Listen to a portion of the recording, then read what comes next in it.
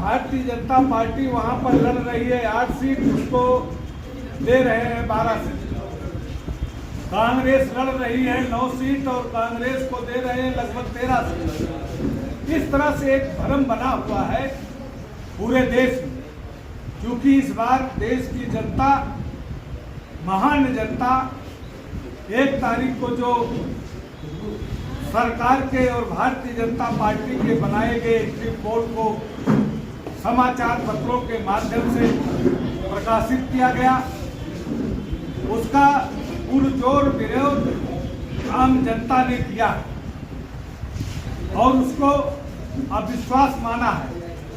क्योंकि जिस तरह से उत्तर प्रदेश की 80 की 80 लोकसभा सीटों पर भारतीय जनता पार्टी से इंडिया गठबंधन और आम जनता तमाम परेशानियां उठाने के बाद जिस तरह से चुनाव को आगे बढ़ाने का काम किया है, ये साबित होता है कि 80 की 80 सीटों पर भारतीय जनता पार्टी से इंडिया गठबंधन का जबरदस्त मुकाबला है और जनता उसमें आगे आ गई है।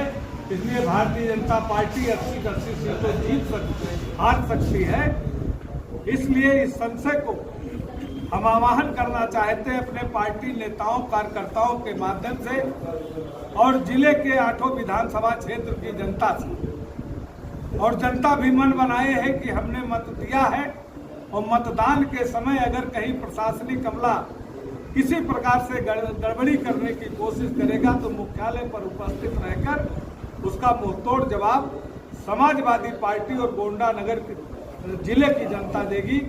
इसी मकसद से ये प्रेस वार्ता बुलाई गई थी, जिसमें पार्टी का जो मुख्य मकसद है, राष्ट्रीय अध्यक्ष जी का जो निर्देश है कि हमारे पार्टी के नेता कार्यकर्ता ईमानदारी से जो बूथ के मतगणना के एजेंट हैं, निर्वाचन आयोग के नियमों का पालन करते हुए मतगणना कक्ष में जाकर निष्पक्ष मतगणना कराना चाहते हैं। लेकिन अगर पार्टी का ये भी मानना है कि अगर प्रशासन के लोग कहीं गड़बड़ी करके मतगणना को प्रभावित करने की कोशिश करेंगे तो समाजवादी पार्टी उसका मुंहतोड़ जवाब देने का काम करेगी। आज की इस प्रेस वार्ता में कहना चाहिए। क्या लगता है कि आपको जो बयान कुछ था और सुबह उस एसडीएम ने जिसने ईवीएम की हेरा फेरी किया था, उसको अगर उसने गलती नहीं किया था तो उसको निलंबित क्यों किया गया? कल किस तरह की गड़बड़ी हो सकती है? इस बात का डर है कल के लिए। समाजवादी पार्टी, क्योंकि भारतीय जनता पार्टी और उनके सरकार के जो काले कारनामे, उन काले कारनामों के पिछले इतिहास के द्वारा, चाहे चंडीगढ़ का मामला हो, चाहे दूसरे अन्य मामले हों, इससे संशय बना हुआ है। इसलिए हम लोग चाहते हैं निष्पक्ष मतगणना हो और जिसकी जीत हो। सरकार प्रणालित नहीं आ रहा होगा जनाब, ईवीएम में कैसी गड़बड़ी हो सकती है? ईवीएम में उसमें क्या सकते हैं? ईवीएम पर लगा हुआ नहीं है। ये ईवीएम का जो मामला था, अभी बनारस में प्रशिक्षण के नाम पर किसी दूसरे मकसद से दिखाया गया था। आपके जौनपुर में गाड़ी की पूरी गाड़ी ईवीएम की पकड़ी गई थी, इसलिए संशय बना दिया पूरे प्रदेश में।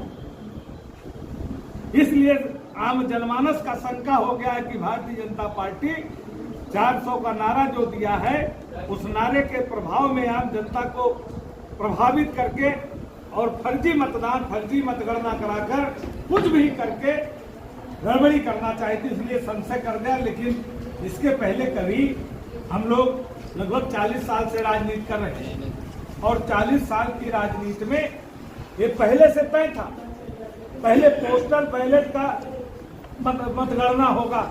लेकिन इस बार क्या कारण था कि निर्वाचन आयोग ने पहले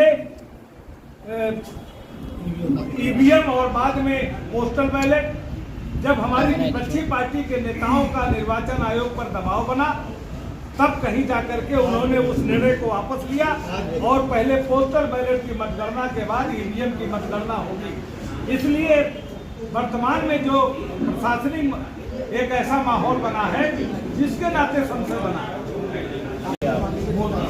एक हमारे पास गांधीवादी तरीके से जन आंदोलन, उसके अलावा हमारे पास कोई वो है नहीं। जन आंदोलन ही हमारा एक प्रमुख रास्ता है। जन आंदोलन के माध्यम से हम लोग मुंह तोड़ जवाब देंगे। ठीक है।